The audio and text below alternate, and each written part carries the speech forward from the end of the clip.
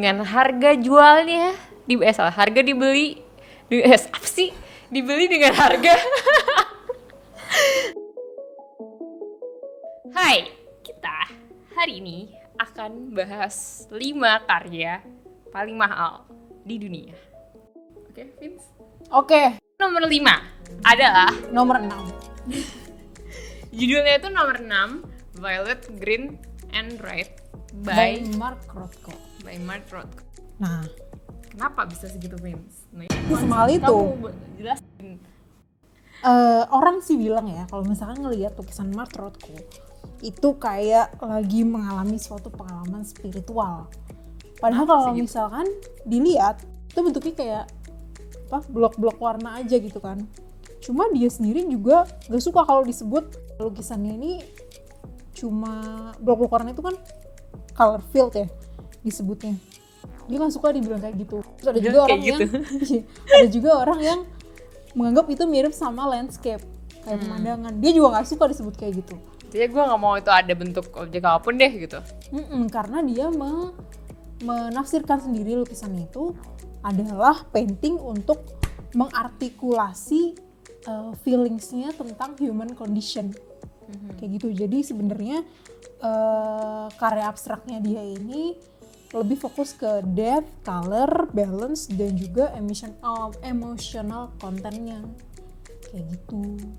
Nah, jadi tuh sebenarnya kombinasi warna ini yang ngebikin orang yang ngelihat itu punya pengalaman spiritual atau ada experience-nya lah yang kita bisa nikmatin. Jadi nggak cuman karena lukisannya juga, gimana dia menaruh posisi lukisannya, saling berhadapan satu sama lain, kayak kalian tuh dikelilingi oleh lukisan, terus bagaimana pencahayaan dan lain-lain, itu tuh diatur sedemikian rupa supaya kita benar-benar merasakan experience dari lukisan tersebut gitu. Ada yang bilang juga it's not a painting about nothing, but it's actually a painting about everything.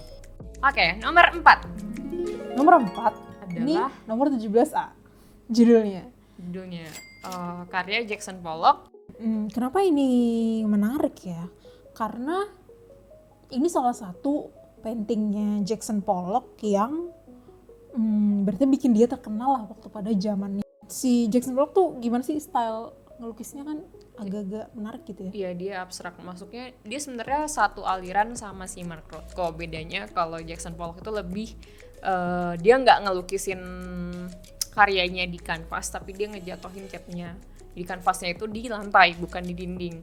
Lukisannya di lantai, terus si Jackson Pollock itu ngejatohin si cat-catnya gitu. Jadi dripping paint. Salah satu artikel juga bilang, in other words, the real work of his art is how he makes the painting, not the painting itself. Jadi kayak cara dia dancing di atas kanvasnya itu tuh jadi sebuah nilai lagi, value lagi yang menambahkan ke lukisan itu. Dan sebenarnya ini ada kayak semacam kayak politik gitu ya, di kenapa dia bisa mahal, dan kenapa Jackson Pollock bisa seterkenal itu. Jadi pada zamannya, pada masanya itu, waktu awal-awal dia bikin, dia itu sebenarnya katanya sih dia deket sama salah satu art kritikus, itu temennya. Terus art kritikus itu bikin artikel tentang ada satu lukisan abstrak nih by Jackson Pollock, disebut di situ ini tuh baru loh, style American banget kayak kekuatan gitu. Orang dalam. Iya, gara-gara itu terus akhirnya dia diliput di majalah Life.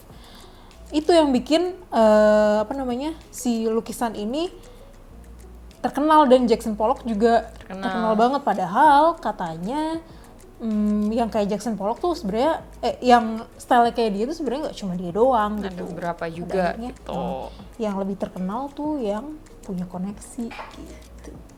Nomor 3 adalah The Card Players, yang bikin itu Paul Cézanne.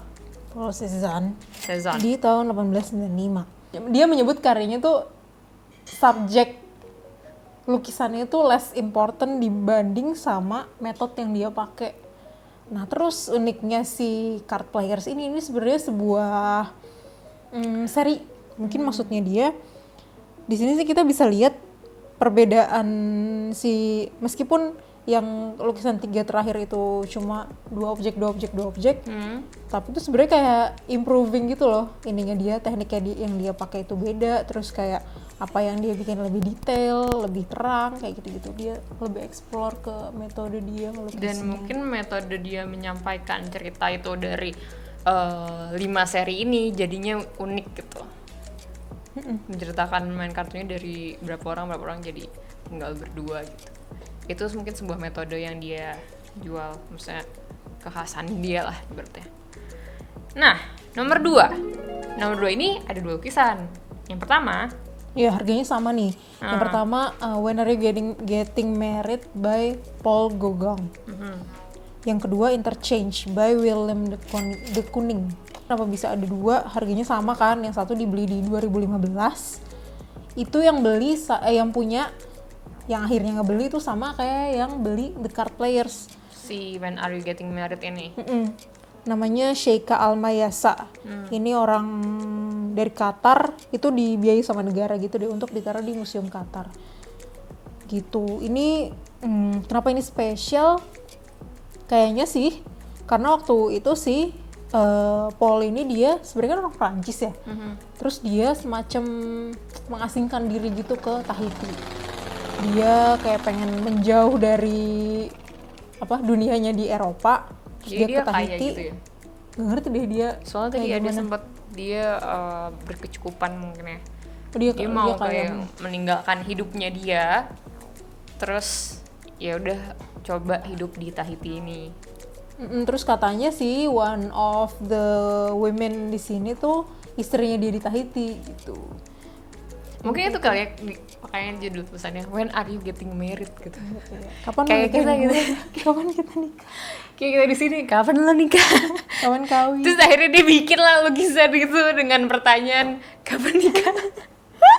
Nah ini salah satu fun fact juga ya. Jadi waktu pas dari Tahiti terus dia balik lagi kan ke Prancis, terus dia tuh mau langsung jual lukisan dia. Harganya waktu itu dia taruh harganya 1.500 francs. Ini zaman Prancis belum pakai euro. Itu sekitar kalau dikonversi ke sekarang 200 juta rupiah lah. Itu ya mahal ya. Udah mahal sih pada saat itu. Maksudnya itu dia segitunya dia nge-value lukisannya dia gitu kan. Cuman pada saat itu 1892 kan itu dia bikinnya. Pas dia balik dia mau jual ya nggak ada yang beli. Sampai terus 1903 dia meninggal, 1917 baru ada yang beli. Butuh berapa tahun tuh? 25 tahun dari bikin lukisannya. Sampai akhirnya lukisannya terbeli sama orang.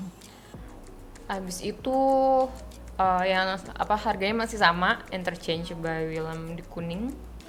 Itu kenapa Vince? Ini stylenya sama sih kayak yang si Pollock. Dan ternyata juga yang beli juga sama. Waktu itu dia belinya di tahun 2016, namanya Kenneth Griffin. Dia belinya langsung beli 2. Dia bayar 500 juta dolar, ambil 2 dah. 300 jutanya yang Interchange, yang 200 jutanya dia beli yang 17 Apollo. Kenapa bisa mahalnya? Karena katanya ini tuh dilukisnya, ini kan dilukisnya 1955 ya. Nah si Willem de Kooning ini 1950-an dia gambarnya lebih ke gambar cewek-cewek gitu. Terus di tahun 1960 dia tuh gambarnya lebih kayak ke Martha Rothko gitu, color field.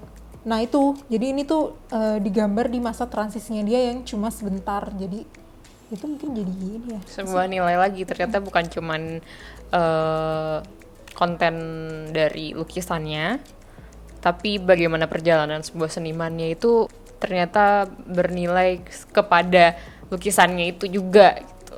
Di sekian tahun berikutnya gitu kan. Habis itu yang terakhir paling mahal adalah Salvator Mundi lukisannya.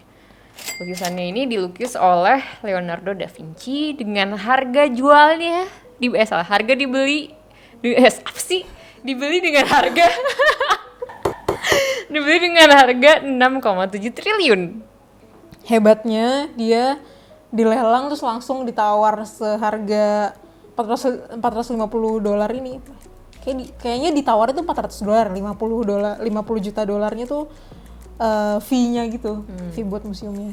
Ini dalam waktu cuma 18 menit langsung laris segitu. $100 million is the bid, and the piece is sold.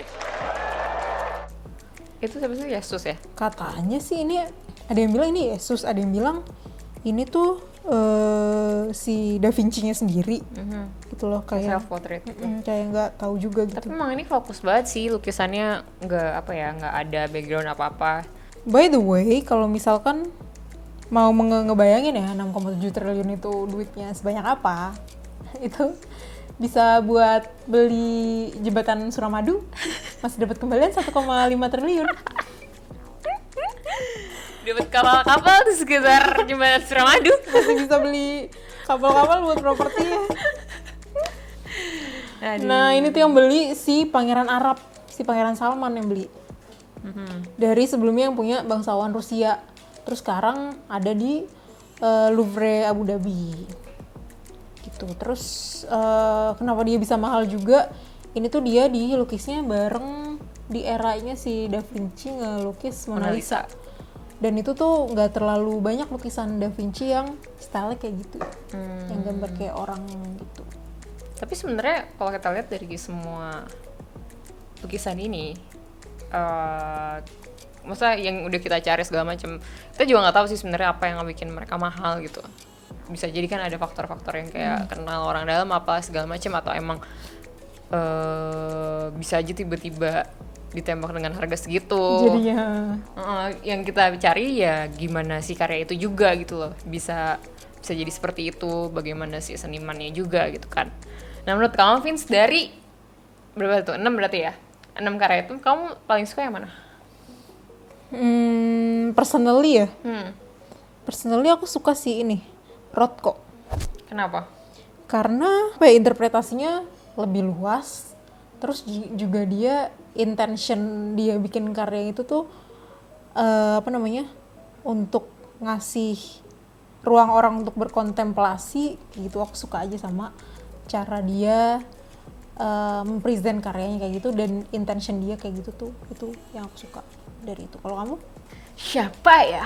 Aduh. Tapi makanya semua lukisan abstrak kayak gitu ya? Nggak semua sih. Maksudnya seiring berjalannya waktu, si abstrak ini bagaimana si senimannya menuangkan ekspresinya gitu, perasaannya dan lain-lain gitu. Bukan lagi apa yang mau dia ceritakan di dalamnya, ada tokoh siapa. Kayaknya aku juga suka Mark Rothko. Soalnya dia mainin warna, nggak tahu sih. Gue kalau ngeliat karya gitu pasti pertama ngeliat warna, kombinasi warnanya itu kalau gue pengeliat banget gitu. Tapi kalau misalkan secara background orangnya ya, ini sebenarnya emang cocok sih menurut gue ya. Kalau misalkan ini crown gitu ya, yang nomor 1 tuh yang paling keren, ya Da Vinci sih gitu. Apa yang gak dia bisa tuh kita nggak tahu. Gitu. Apa yang dia nggak bisa? Nggak ada. Nggak ada, karena dia ilmu pengetahuan main, dia inventor juga, arsitektur dia main, musik, pemahat juga, pelukis. Ya kan, terus Engineer, inventor tadi udah ya. Pesawat Nulis pertama juga dia yang bikin desain awalnya. Kayak gitu-gitu sih. Jadi you deserve it, Da Vinci. Oke, udah sekian video dari kita.